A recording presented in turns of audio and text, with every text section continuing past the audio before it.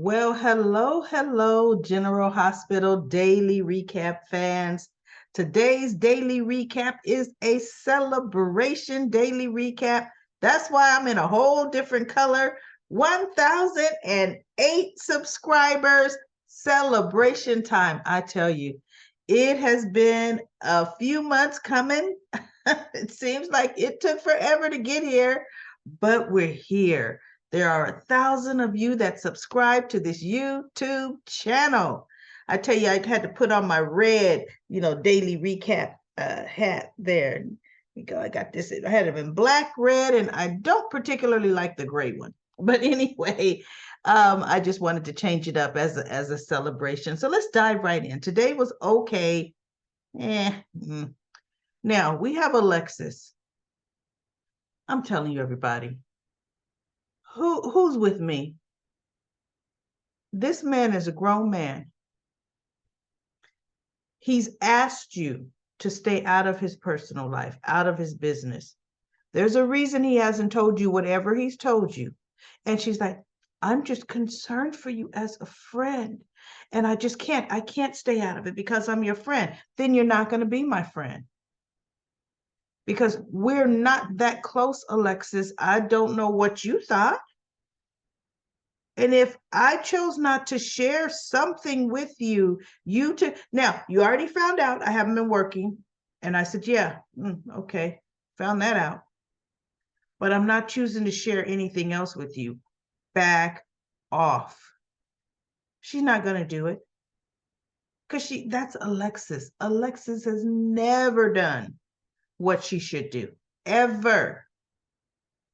Okay? Ever. And then she goes, well, I mean, you've got Finn and you've got Chase. And he goes, you know what? Leave my sons out of this. You're close to them, you mean they don't know? See, it's like, oh no, you don't even know good. This is what's going to put a huge distance between them because I don't know. I'm getting the vibe that he's sick. There's something wrong with him. Because he goes, I don't want to burden them with this. Anytime somebody says burden, they're sick. But guess what, Gregory? Your son is a doctor at the hospital you were trying to get to exam room 3 on, right? Finn would find out. If you didn't want your son's burden, go to Mercy. There is another hospital in Port Charles called Mercy Hospital. Go to Mercy. You're not going to run into anybody you know. As far as your son's finding out, he ran into Chase while he was there. Had to make up a lie about blood pressure medicine. Come on now, Gregory. And then we have Mason in Austin. Now, if he really wanted to blackmail Austin, why didn't he just tell him? In soap operas, everybody tells all their personal business right there in public in the lobby. But he kept, that big old Spoon Island. I followed you over there. Well, truth be told, that is not what happened. What happened was Ava left Kelly's. Austin was on the phone with somebody and said he was following not Austin. Mason was on the phone with somebody and saying he was following the lady that got out of pocket in the office. He was already following Ava to Spoon Island. Austin was standing in Kelly's doorway looking at Mason and kind of overhearing Mason. So Austin was behind Mason. How Mason could say I followed you to that island is beyond me. But Mason pretty much let him know. But he said, in that tack room, wow, better than some of the places in Poktuck, right? Yeah. So he's letting Austin know, and Austin's like, what do you want? I want what I've always wanted. I want what we've always wanted, for you to get back in line and remember your place and remember who you work for. Well, I'm not doing that anymore. He goes, well, let's see. I did some looking into Ava, and she's no stranger to trouble. So he's just, it's going to be a whole blackmail thing. I'm convinced it's not Victor. Victor does not have Nikolas. Okay, I'm just for some of the things that Victor was saying, he doesn't have Nikolas. It's Mason has him, and he's told his boss, and there's some kind of bargaining chip with that, right? We're going to find out what's going to happen with that. So now we have, you know, I had to snip this picture. Oh, he's so cute. Goodness, pinch them cheeks, little boy. Ah, gorgeous baby. And he was being held by Victor. Diane came up, and you know what? No, I now that I really, she said the mother filed an injunction, to keep her baby with her. Diane didn't say she was Esme's lawyer because she's Spencer's lawyer in the case against his father, so that would still be a conflict. She couldn't be Esme's lawyer. Martin is. Martin filed the paperwork. Diane would be the one that would get a copy of that filing, and she would have to go notify her client. And she knew Spencer was at that hospital trying to get that baby, which is why she was still advising Spencer, that's not in your best interest, Spencer. So you could tell she is his lawyer. They're not showing Martin, just like they're not showing Lucy. Martin obviously is in contact with Esme because I already know he's the one that filed that paperwork for Esme to keep her baby. And then Nikolas did hand over the baby, and the little baby's like, what? I'm not going with Spencer. And so the nurse says, come on, I'll take him back to the nursery. She did everything but say, listen, because he's late for his play date anyway. He has a play date. That baby's big enough to be playing on play dates, but it's just too cute. Oh, I love them. Those babies are gonna make some money because they do very well. But anyway, so Spencer goes in. Elizabeth tells Esme everything, right? Which, okay, you know what, Elizabeth, get ahead of it. Because Esme's like, oh, and what do you think the police are going to say when they find this out? And Elizabeth says, well, they already know. Oh, okay. You know, I don't understand why people don't say, well, what will the police say when they hear about this? I don't know why people don't automatically say they already know, even if they don't, because people will be like, oh, I guess I can't use that over you, right? So anyway, Elizabeth Esme's like, you know, I thought I could trust you until now I'm finding out. She's like, how did I get off of there? I mean, kept in some kind of tower? Did I let down my hair and get out? And Elizabeth is like, no, you jumped over a parapet. And she goes, wait, pregnant? And she's like, yeah, it's fortunate that you and your baby are okay. And so she's like, wait, did I care about my baby? Now, see, this is how Elizabeth, because a bad person would be manipulating Esme at this point in time, like Spencer tried to do, even though Spencer's not bad, but he was trying to manipulate her because Elizabeth could have said, you know, you were really going to give the baby to Nikolas. But she already knows Esme's memory eventually is going to come back. You know, and Esme had gotten quite attached to her baby, but I think she's more attached now. But she had gotten quite attached to that adorable little Ace. And she told Spencer, because Spencer says, my brother or the child should not be, you know, raised in a prison. And she goes, the child has a name. Or he says, yeah, the child has a name, Ace, and that's my baby. Mine, not your daddy's, not yours, mine. Right? And so Spencer's like, and because Spencer, she's like, and his name is Ace. Because come on now, really, she's the one that's going to put the name on that birth certificate. Spencer just knew he was going to be able to run ramshot.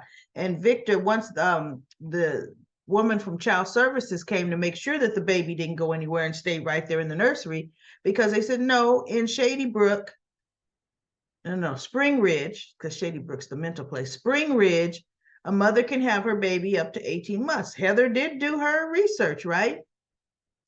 And Spencer's like, but what kind of environment is that going to be? And initially I'm thinking, yeah, because Esme was afraid and pretty much Heather protected her. Heather's not there anymore. So, but okay, I'm okay. But we all know she's not going to Spring Ridge. Somebody's going to get her off, which is interesting. And I read in comment corners earlier, somebody gave a great comment, and when I get to it, we'll talk about it again. But yeah, Trina was on trial for revenge for porn. Trial. They know Esme did it. That should just be a jail sentence term, period. Period. Right? So we'll see what happens with that. And then we had, let's see, what else did we have? We had Obrecht. She's still going through with it because she said, I could not save my Britta. I'm going to save you. You are family. You're my family. And then Willow was gracious, very gracious about it. And she says, but I have to ask, is there any, and Obrecht says, oh, do you want to know if I'm going to want something in return? And Obrecht was like, well, yeah, there is a little something. But then Terry Randolph, I remembered her name, Terry Randolph, came up and says, let's go, let's discuss everything in the office, So they all go in and Terry lets them know, okay, the physical schedule for that night, Terry was going to go to make sure everything was ready, and they're going to go to the next steps to see if Obrecht is a match. So Terry leaves and Obrecht says, I'm going to leave you to some time, to yourself to talk. And Michael says, Dr. Obrecht, can you wait a minute? Because you said there was, some kind of a condition. And she goes, oh, yes. And there is. She says, listen, I was a mother. And there's nothing worse than a mother losing her child. And Willow had said, yeah, me losing Jonah. No, I completely understand. But you had years with yours, but really she didn't have years with Nathan, so I couldn't imagine. And she says, now my niece Nina has just found out she has a child. Now, I'm not saying that there's going to be some instant bond between you two. I'm not saying, she said, but what I'm saying is, could you just be open to the possibility that sometime in the future that there could be something, And Willow said, but and it was interesting what Willow said because it is so true. She goes, Nina despises me. She despises me. She says, and she has. And she says, now that she found out I'm her, no, maybe Obrecht said, but she's found out you're her daughter. She says, yes. Now she's found out I'm her daughter. But it's still not me that she's in love with. She's in love with the idea of a daughter. She's in love with that. And that's about her. She says, but as far as loving me as Willow, she goes, Nina has never, ever liked me. And I thought, that's true. When Nina now looks at Willow and is gazing at her, just gazing, all she's thinking in her mind is my daughter. That's my daughter. That's my daughter. See, Willow is like, bottom line, it's gonna have to be some baby real steps. If this is gonna even work, baby steps. Because all is not for you can well, that's before I knew she was my daughter. I was horrible. Yeah. I mean, I raped her over the coals, berated her, bullied her, but I didn't know she was related to me. Now that I know, forget all that. Goodness, forget those years, right? So it's going to take some time. So what Liesl said is, look, I'm still going to do this, but I just wish you would consider to just in the future being open.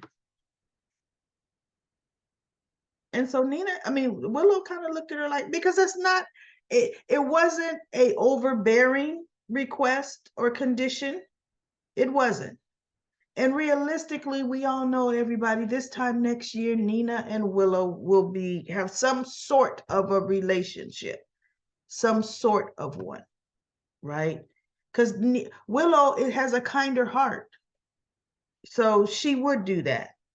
And let me see what else. So then Nina, Michael, and Willow were talking outside of the elevator.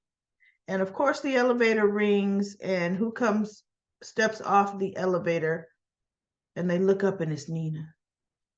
And Nina is gazing over at her. That's my daughter. That's my daughter. Mm-hmm. Yeah. She's mine. Here we go. So,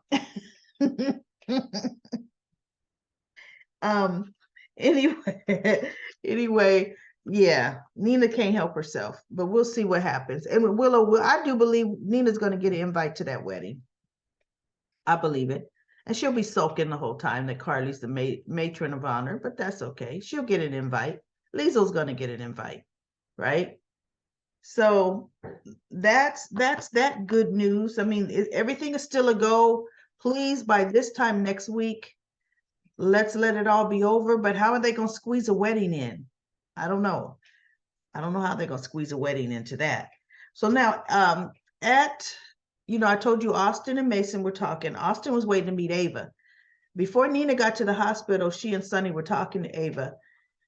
And then told her the good news about Liesl being a match. And then Nina leaves, and Sonny is there talking to Ava, because Sonny was getting some hints, something vibes from her, because he knows her, little murderess. He knows her, right?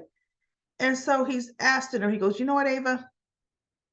It's almost like you don't want Nikolas to come back, which is like a 180 for you, because no matter how much you should have stayed away from him, you were always drawn right to him.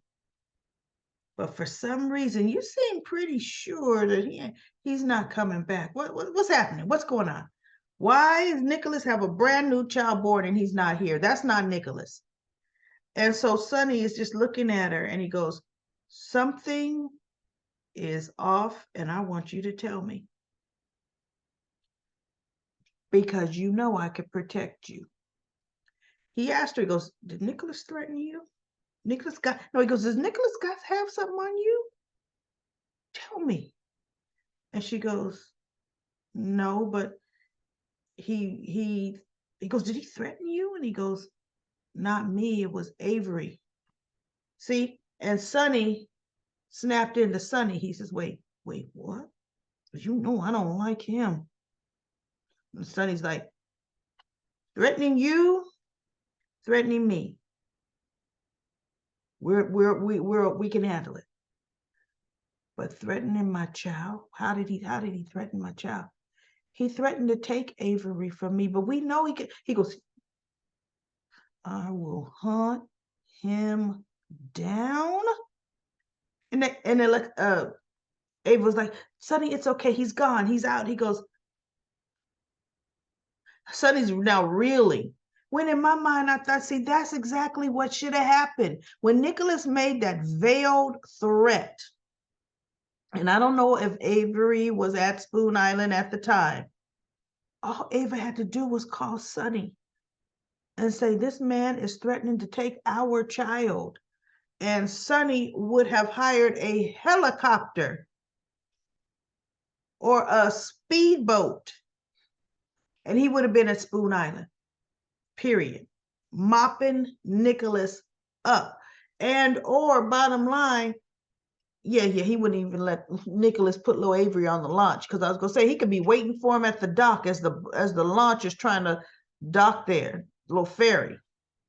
But Sonny would never even want Avery alone with Nikolas, and neither would I. She'd accidentally fall overboard. Come on now, right? So anyway, that's really interesting, and it, eventually, ultimately, in the end, with this whole blackmail thing that's going to happen, Sonny is going to be the one to have to probably help out Ava. Let's be real. So let's go to Comment Corner. Comment Corner for over 1,000 subscribers. I'm going to breeze right through them because there's a lot of them, everybody. Susan did her phenomenal usual great written recap. And she goes, after the conversation between Willow and Lizzo, Willow saw Nina come out of the elevator. Willow calmly said she wanted to talk. You know what? I missed that. I think she wanted to call a truce between her and Nina, because Willow did tell Michael, you know what, one thing that Aunt Lizzo, and I'm happy she's calling her Aunt Lizzo, was right about is I'm going to be given a clean slate, a new leash on, just a new leash on life. How am I going to use it? How am I going to use it, Michael? And I thought, oh, okay, yeah, she's softening up, right? So anyway, Susan says, I think she wants to call a truce between her and Nina. And if anything, they can be polite with each other. She can even put the past behind them and start over again. But it'll just have to be, but you're not going to smother me and you're not going to be overbearing, right? There's boundaries, Nina. And then Susan says, I also believe Esme will want to have Laura take care of her baby if she can't have the baby with her, to connect with the baby. I think Laura will be the person to be more neutral, and would take care of the baby if Esme couldn't take care of the baby or take the baby with her. Because it's unknown right now. Is she going to Spring Ridge or is she going to Pittenville? That's so true. Because if she's going to Pittenville, she cannot take that baby with her. Elizabeth gave great advice that Spencer agreed with, that you have a clean slate. As you don't remember your past, you should make the best of it. Elizabeth also told Esme that Nikolas held her captive. Yep, she told Esme the whole story. And then Susan says she liked the whole where Esme's like, was I like a Rapunzel and let down my hair? But one thing, Esme was like, well, I thought I trusted you until now. Elizabeth's like, don't get this twisted, girl. If you think I'm apologizing to you or I owe you an apology, I don't. Because you videotaped my son. You put it all on blast. You did it, revenge. So no, Elizabeth didn't even I ain't kowtowering to you. I'm just telling you something, right? She goes, I'd rather you hear it from me than anybody else. That's why I think Elizabeth's going to end up being her sister. Sherry says Esme's lawyer filed the paperwork to stop Spencer, and Spencer's lawyer informed him. You are right, Sherry. That is what happened. Martin probably filed those paperwork, and then Diane is the one that told her client. I really believe that is how it happened. Paula says, hi, Daily Recap lady. My name is Paula. I am also new to your channel. I love your facial expressions and some of your, facial expressions of some characters. You crack me up. I like having fun, Paula. Welcome to my YouTube channel, our daily recap channel. Welcome to the family of, we like to go back and forth with it. Lisa says, I don't think Diane is Esme's lawyer. You're right, Lisa. Spencer hired Diane to get him custody of the baby. I think that's still the case. Yeah, I do too. Probably Diane is advising Spencer not to take the baby so that he would have a stronger case. If it does come down to him taking custody, it wouldn't be a good look if Spencer was taking the baby after the mother had just given birth. Maybe they are waiting for her to go to prison before Spencer can have custody. Laura and Kevin is the only ones who can take custody.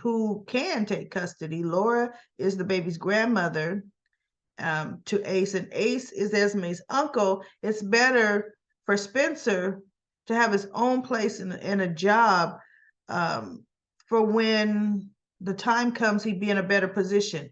Well, this is where I disagree with you. No, I don't disagree as to Spencer should be productive, right? But remember, Spencer's getting $10,000 a week. No, and just a tiny portion of his trust fund. Ava decided, I'll break you off a little something, something. I'll give you $10,000 a week.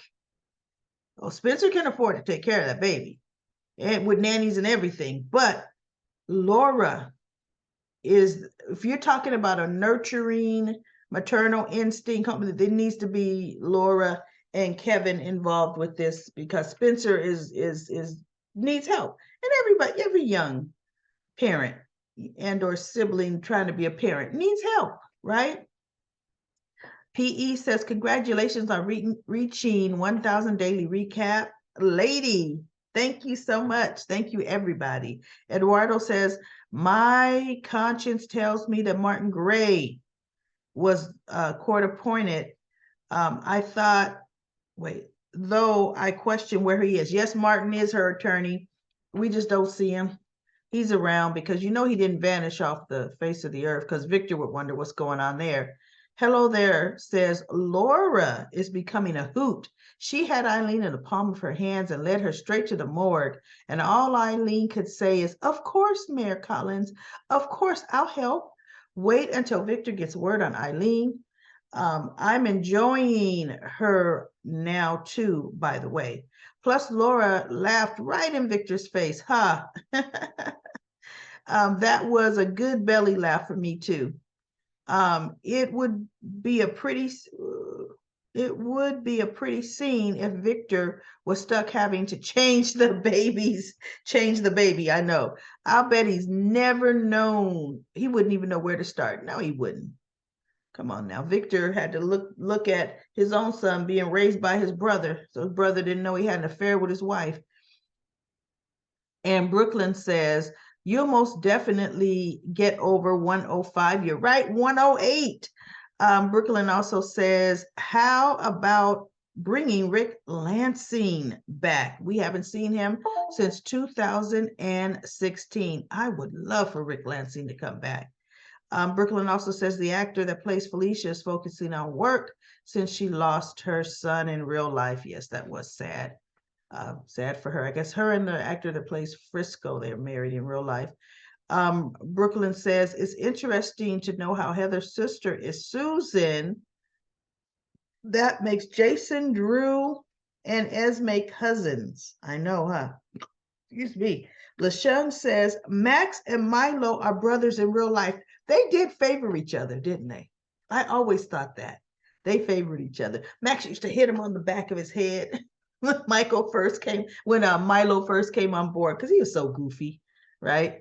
And then LaShawn says, Liesl will not change her mind about saving her niece Willow. She will still save her life. Save her life. Liesl will probably going to get revenge on Carly Spencer, since her daughter Britt Westbourne died saving Carly's daughter. I know. Liesl's not done. They're going to have her go off the rails. And that'll be interesting to watch. It's always interesting to watch when she does that. LaShawn says, those are not the same babies. No, they're not. They're two separate sets of twin boys, though. Amelia Grace and Esme Prince had Michael and Willow had a daughter named Amelia Grace. Esme Prince had a boy. Their name is Ace Cassadine. Martin Gray is somewhere with Lucy. Yes, they are two sets of twin babies, but both of the sets of babies are boys. They just have one set playing a girl. Mika Sandras says, somehow the well-educated, intelligent women in Port Charles missed the part of educations pertaining to contraceptives. Pregnancy late in their lives occur. Pregnancies when embarking on building careers occur. Men as well, in the heat of passion, ignore protections. Yes, they do. And NK Rose, remember I asked yesterday, where's Johnny Sakar? Says Johnny is in jail. You know what? Is it about time for Johnny to get out? Pikemen. LaShawn says Holly Sutton didn't shoot Felicia. I may have mixed up the names. Yeah, she shot Lucy Cole. I know that, with rubber bullets. So I may have misspoke. Michael says, I hope they come up with a good storyline for Gregory and Alexis. Christina was being messy, like she did with Sonny and Carly the night Nina and Sonny slept together. She needs a storyline. Christina hasn't had a storyline since Donna Day. They really got the deputy mayor. Yeah, they did. It was a Scooby-Doo plan, but it worked. Laura needs to buy a larger home. What happened to the mayor's mansion? Luke and Laura lived in it during Luke's mayoral administration. I don't remember that. Victor is really creepy. He was really creepy with that baby. Johnny Zakar is in jail. Congrats on the 1,000 subscribers. Great recap. Thank you, Michael. And then DB says, I forgot that Dawn of Day story. It was so stupid. I'm good with the Davis girls showing up on holidays. None of them need a story, including Sam. Wow, goodness, DB, you're a little rough on them. And hello there says Felicia is the one that helped, who helped contact the tormenting or concocted the tormenting of Eileen, because they did it back in the spring of 1994 with Ryan. To make him confess. If I remember correctly, he was cuffed to a chair at the police station in a dark room, and they turned on phony voices of his victims. Sean Donnelly and Mac finally got him to confess. This is slightly different now with the ghost, but the same outcome. Clever how they did this. I especially was impressed with the hologram and the makeup they did on Anna and Felicia. And Michael says to hello there, thanks for the reference. It's always good when you realize the writers try to revisit the past in a storyline. And then Marcia says, those are cute babies and they're smart. They are. Those are some cuties. He's like, there's like, cameras over here. Let me put my head right here and just look at the camera. LaShawn says, I hope that Laura doesn't wake up. No. I hope that Lulu doesn't wake up from her coma. I like Dante Falconeri with Sal McCall together.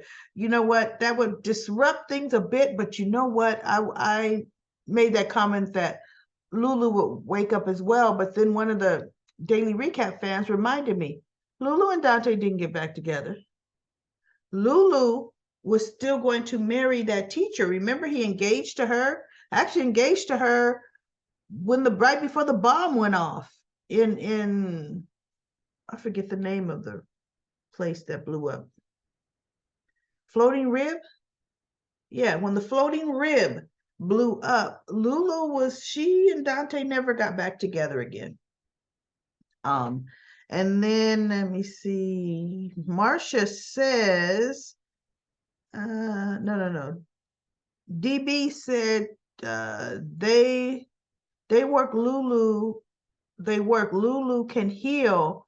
We already got Josh, Sasha, and a few other nosy, needy women to deal with. Marcia says, I enjoy your review. I thought Spencer had hired Diane a few weeks ago about getting the baby. And Spencer told his grandmother and his Uncle Victor and also Trina.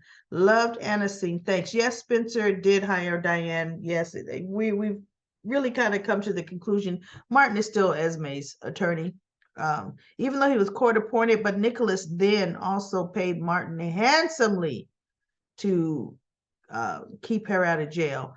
Veronica says, I'm doing my best to understand why Esme is not going to jail for the videotaping videotape trian.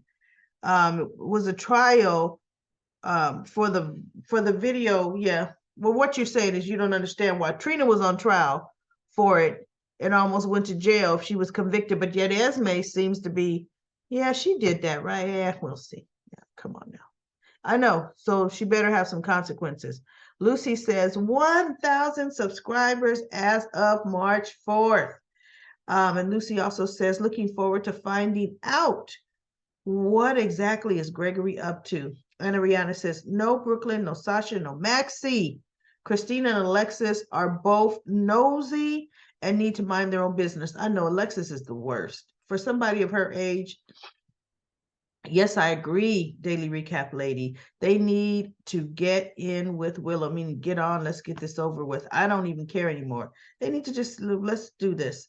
Those babies are beautiful. The middle name will be the same as Spencer's, and Diane comes on the scene and says, nope, Laura has been there through it with the Cassadine. She knows what to look.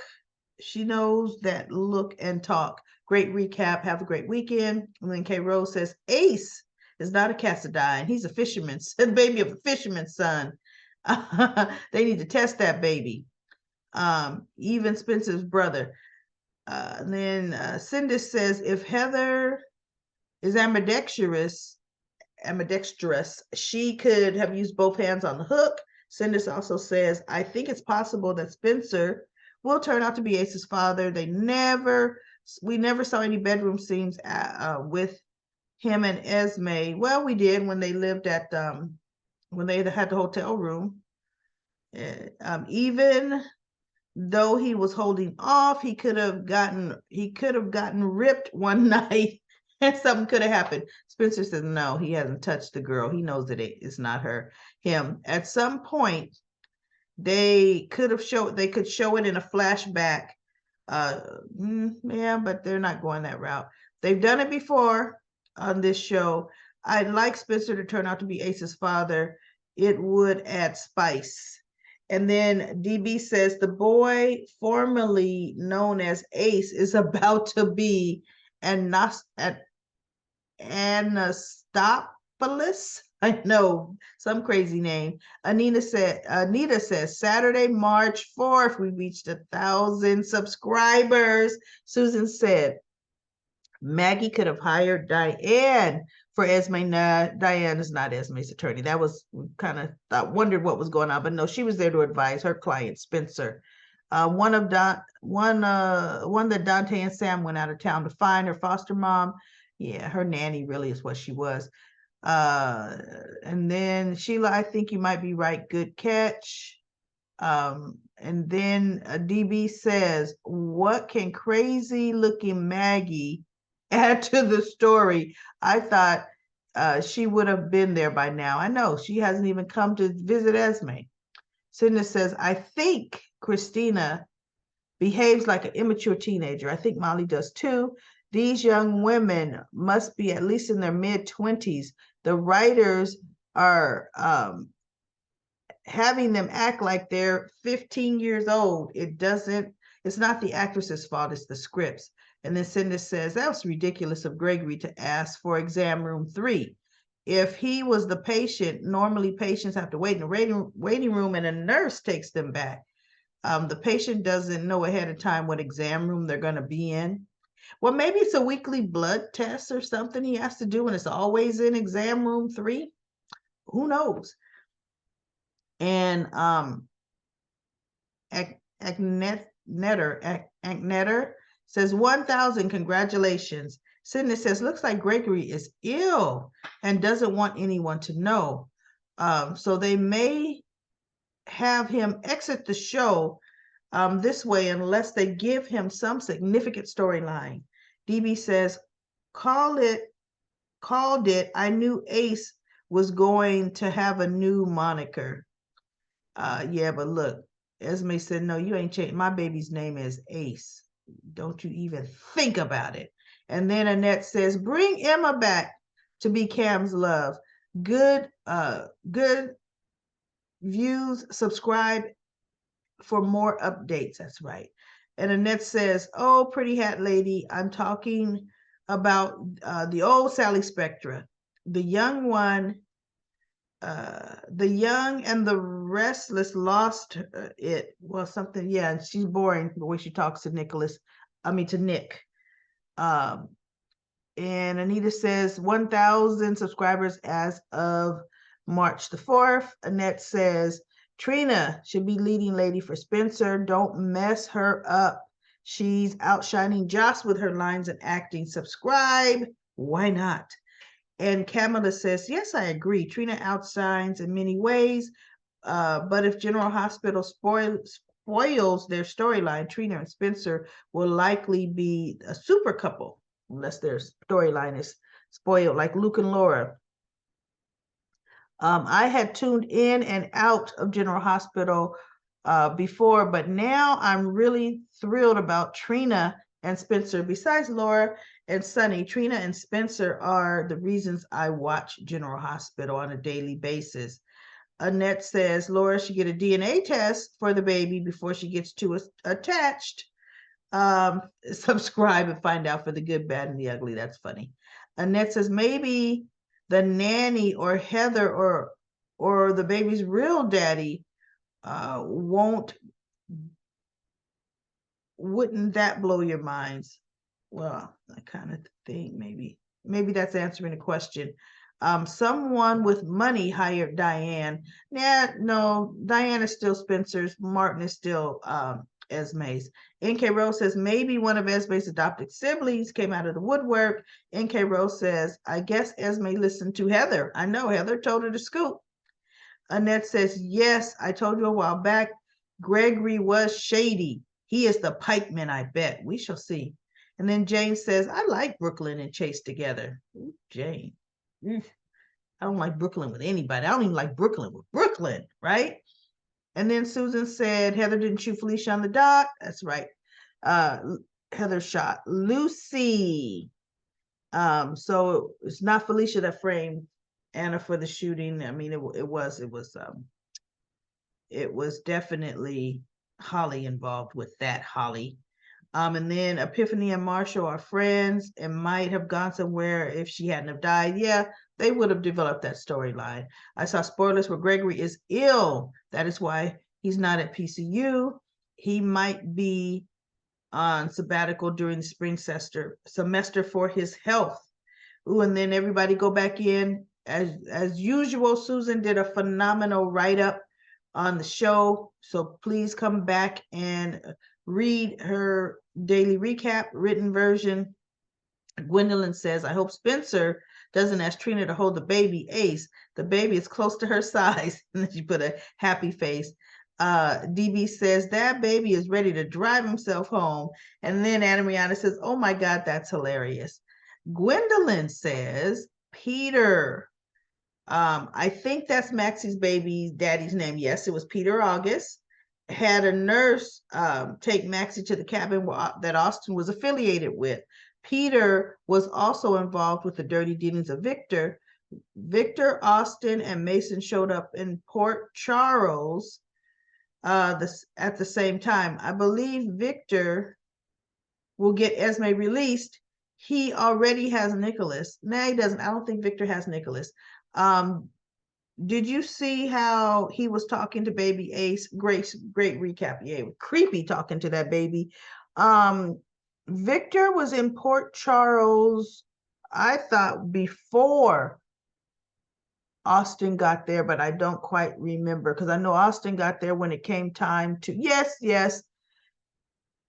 Peter was pulling Victor's strings and stringing Victor along because remember, Victor was trying to get him to do a little hypnotizing thing or help him figure out what card it was to activate Drew. Victor was there way before Austin got there.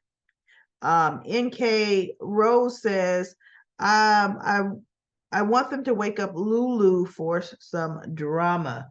NK Rose also says, thank God Christina's brother and sister are not having a baby.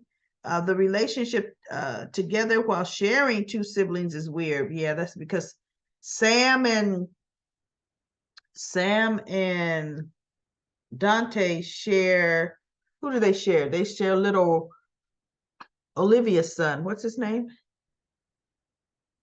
They share, what is Olivia's son's name? I know that little boy like I know everybody else's little boy. What is his name? I'm seeing his face right here, everybody, and I can't think of Olivia and Julian Jerome's son's name. Well, whatever. Write it in the comments for me. It'll come to me after I stop recording. So they share him, and they also share Christy. Is it Christina? Christina. Yeah. So they share those two siblings together. And then Cindy says, agree, the relationship is already bizarre. Shouldn't add to it. Yeah, it's a little intermixed, but guess what? There's still 6 degrees of separation between it all. So that makes it okay. All right. Well, that is the daily recap for General Hospital, the 1,000 subscriber episode. I am so happy, everyone. I will be back tomorrow for another daily recap of General Hospital.